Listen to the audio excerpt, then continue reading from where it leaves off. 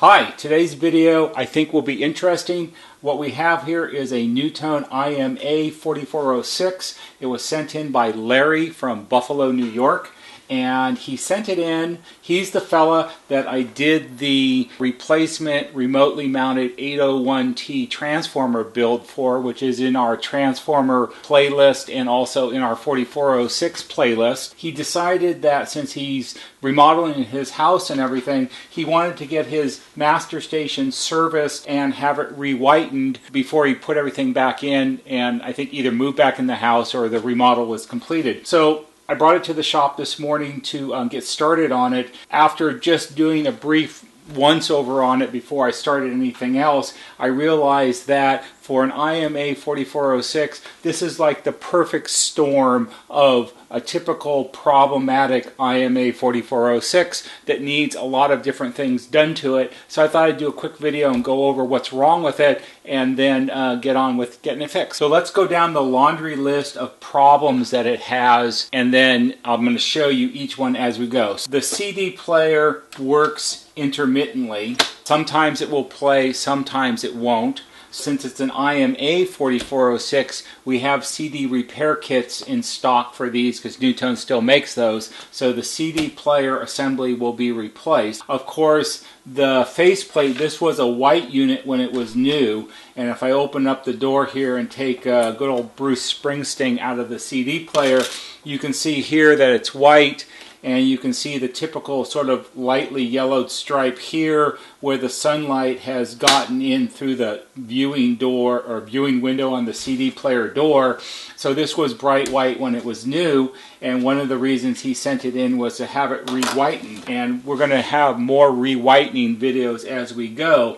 And if you've watched the first one, you'll have seen where I used another 4406 faceplate as my ultimately awful yellow example of what faceplates look like when they turn yellow. Because the thing I learned in the very first faceplate whitening video is that unless you have something to compare and contrast the different faceplates with, it's really hard to describe or to see the differences. Here's Larry's, and what I'm going to show you now is this is the faceplate from the 4406 in the very first video.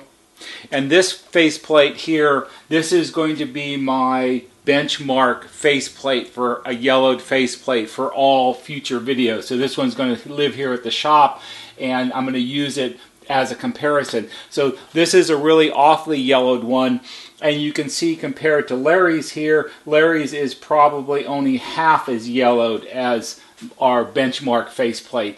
At the end of the video, after I've done the re-whitening on his, we'll compare again, and then like in the first whitening video, I have my pristine white speaker faceplate that we'll put up against Larry's and see how well we did. One problem, yellowed faceplate, it's going to get re-whitened. Before any master station here at the shop gets worked on, we always do an initial evaluation to see what kind of condition it's in before we start, and that's how I discovered the problem with the CD player.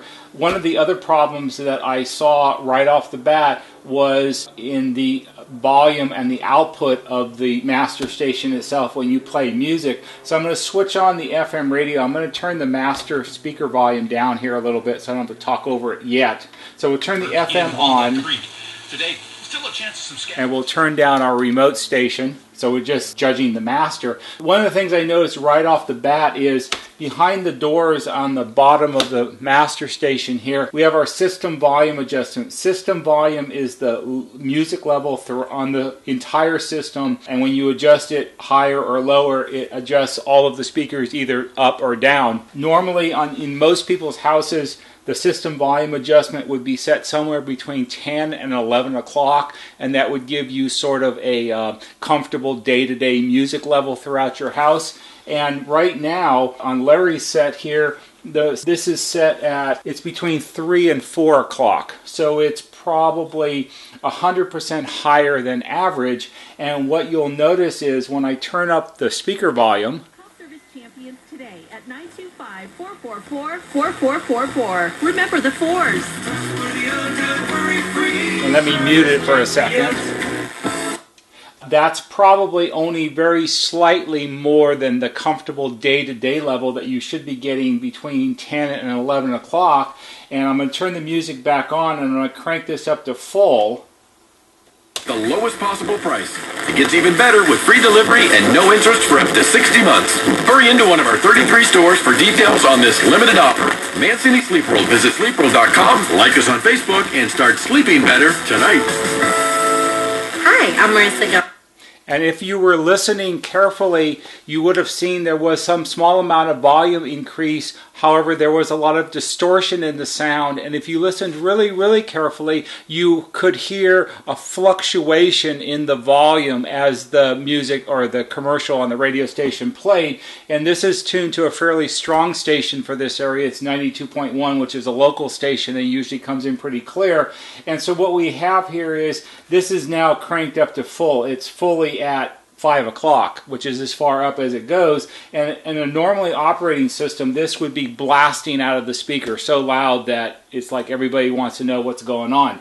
And I'm going to turn it on again, and if you listen for the music fluctuation. Area since 1989. Blood Elder Care Services team of health and mental health professionals who specialize in senior care help you with care management, caregiving, counseling, support groups, and recreational therapy. It's a little hard to hear it on a commercial. It's easier to hear on when it's playing a song. But we have obviously an amplifier and or power supply problem, which is not uncommon. This Larry's IMA4406, I haven't taken it apart yet, so I don't know for certain, and I'll look at the chips when I take it apart, but I'm going to say it was probably made sometime in 2004 or the beginning of 2005, just based on what the construction looks like. It's before they added the bracket to the voltage regulator that tends to overheat. This set is basically, it's well on its way to dying altogether. So that's another problem that we're going to address. And then the last thing I noticed is, and I'll turn the radio off, I'll turn the master back to radio intercom, and I have a single remote station connected to it, so I'll hook that up. I also have it connected to a door speaker on the workbench. And with the intercom volume turned up to maximum, we have intercom operation. If you listen carefully, you can hear the relay.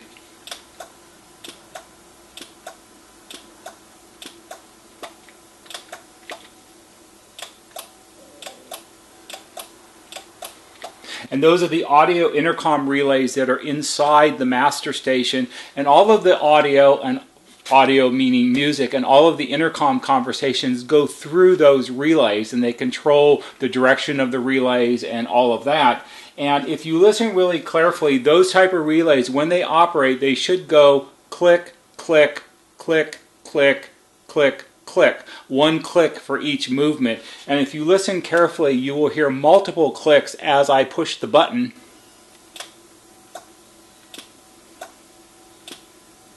And it may be a little hard to tell, but what it's doing when I push the button down, instead of going click, it's like going click, click, click, click, click, click. And then that was on door talk. When I do inside patio talk,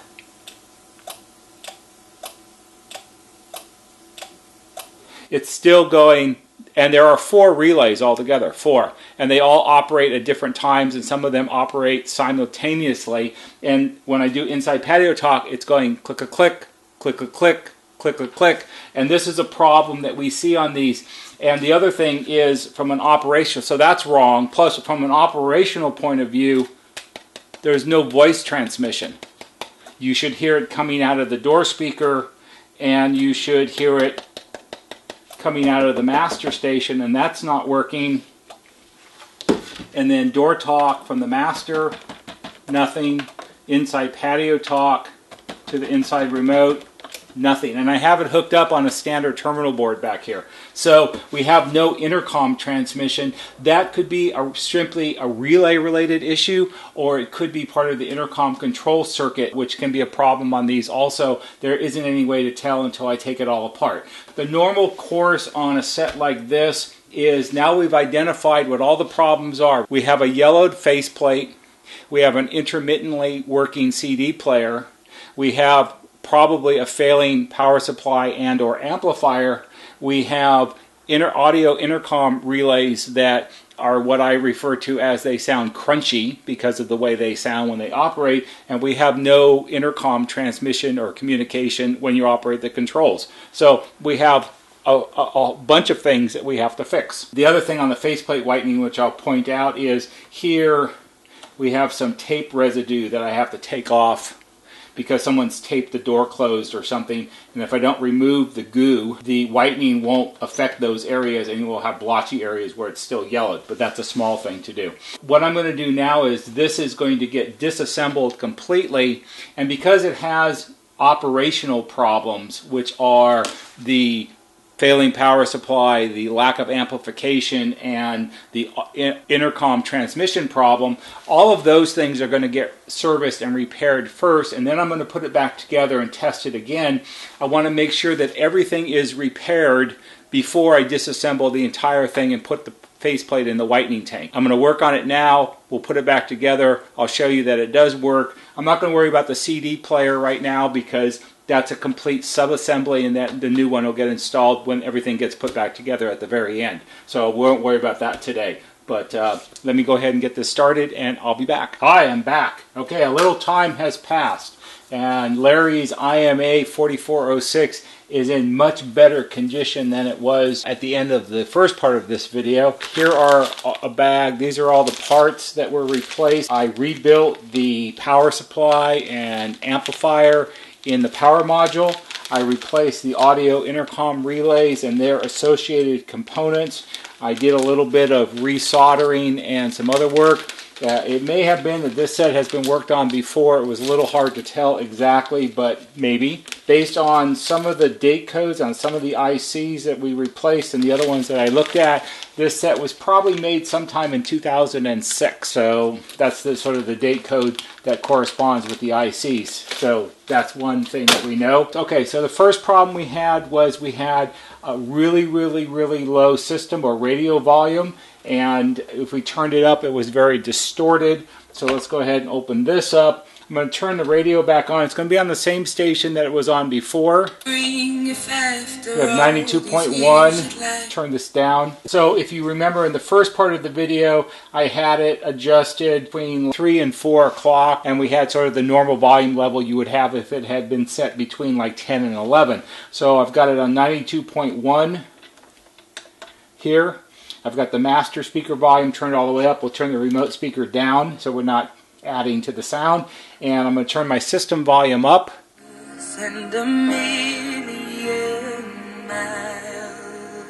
And that, I would say, is a normal amount of volume. And I have to turn that off because we don't want to get a copyright violation on our YouTube video. Right now the system volume is set somewhere between 9 and 10 o'clock. So much lower than where it was originally. And if you listen to the sound, there is no fluctuation.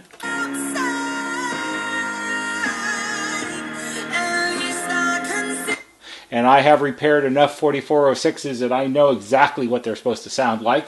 Now we'll go ahead and turn it back on, and I'm going to crank it up and get it up near full, and there should be no real distortion other than the fact that we're just simply overdriving the speaker with way too much volume.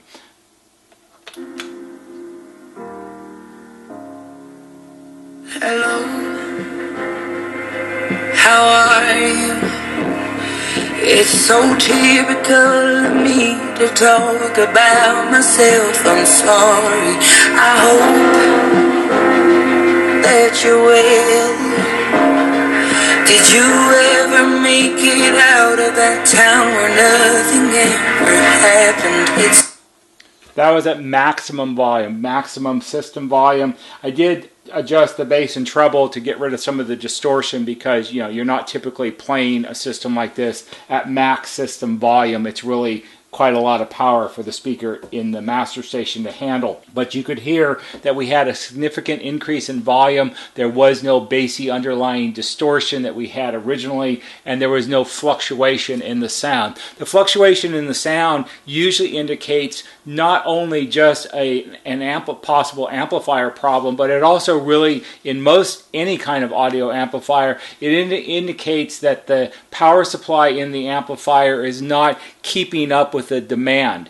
And the way you look at this is, when you're playing music and it has a lot of mid-range and highs in it, the amplifier doesn't require a lot of power to reproduce those frequencies. But when you get down below the mid-range and you start getting into those bass notes and the bass frequencies require a lot of power to produce, and the amplifier will place a lot of demand on the power supply for extra power to generate those frequencies. And if it's not there, that's when it distorts and it fluctuates, because the power supply isn't keeping up with the demand. The demands are instantaneous and very, very, very brief, and if it's not keeping up with it, there's a lack of power, and that's where you lose volume, you lose fidelity, and it all just goes downhill from there. So radio works properly. Let's go ahead and turn that off.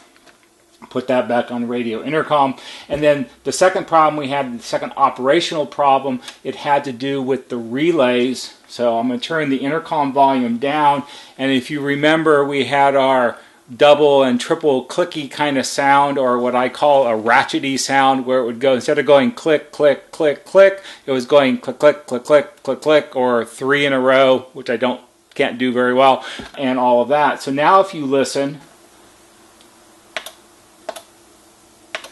one click when I push, one click when I release. And same thing on Inside Patio Talk.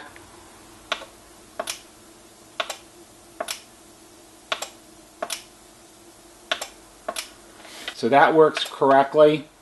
And now we'll turn our intercom volume up, and if you remember, along with our oddly clicking relays, we had no voice transmission at all. So now I'll do door talk. And the howling sound you're hearing is my door speaker. That's my permanent door speaker on my workbench over here. So if I tap on that, you can hear it come out of this station. So door talk works. Inside Patio Talk. Oops, I have to turn my remote speaker back up. Comes out through my remote speaker, and it answers back, and it will end call. And I'll show you it this way. I'm going to turn this up so get more gain, so it'll howl a little bit for you. So Inside Patio Talk. You can hear it come out of here, and then the hands-free reply from the master to the remote, and then end call. As a last check, our remote music control function works. So if we push and hold the end call button down, end call button, it goes into IU mode, and the radio turns on.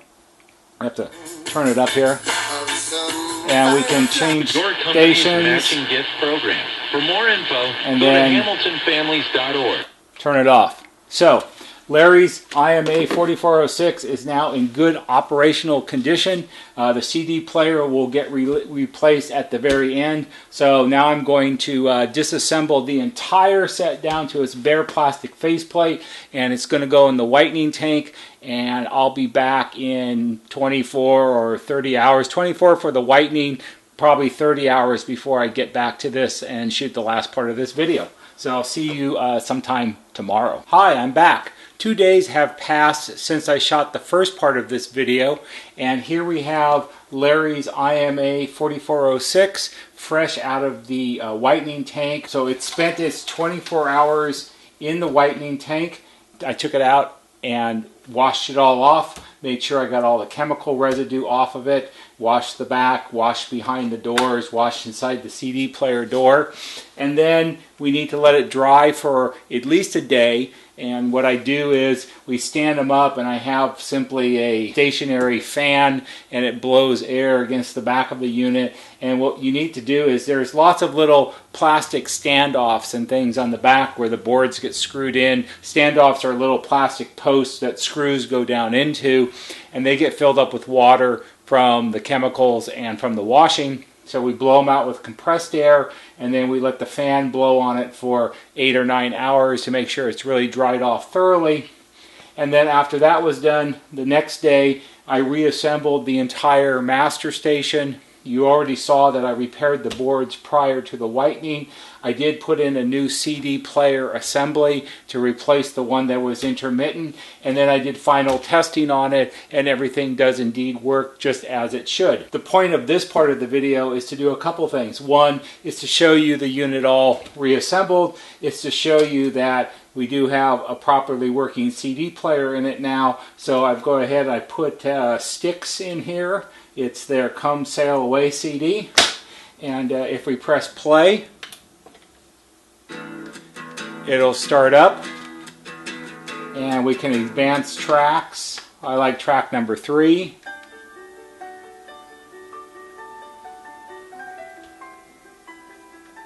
And that's all we can play because we don't want a copyright violation. The real point of this video is to show you how the whitening turned out. To my eye, this looks very, very, very nice. And if you looked at the beginning, the first part of this video, you can also go back and look at it again. You can see what it looked like. But the real trick here is to do the comparison between what it looks like now and our benchmark yellowed faceplate. So we'll go ahead and slide in the benchmark one that we had from the first part of the video. I'll remind you that this is going to be my in-shop benchmark, ultimately awfully yellowed 4000 or 4406 faceplate. Hard to believe if you look at it now that this was white when it was brand new, and this is how much it's turned yellow over the years. If you now make a comparison, you can see a dramatic difference between the yellowed one and the re-whitened one from Larry's. We'll slide it over here a little more. A dramatic difference, and if you go back and look at the first part of the video, you can see that this was yellowed. It was about 50% as yellowed as this one was in my estimation. So a dramatic improvement with the whitening process. But then the real trick here is, now remember what it looks like, because this is our other benchmark. This is our pristine white ISA 335 speaker grill, and while it's not a master station, because I don't have one yet like that, a pristine white one, it is a really good example of what the original bright white would have looked like. And if we hold it up here against the yellowed faceplate, you can see it's a real dramatic difference. So let's get this thing out of the way.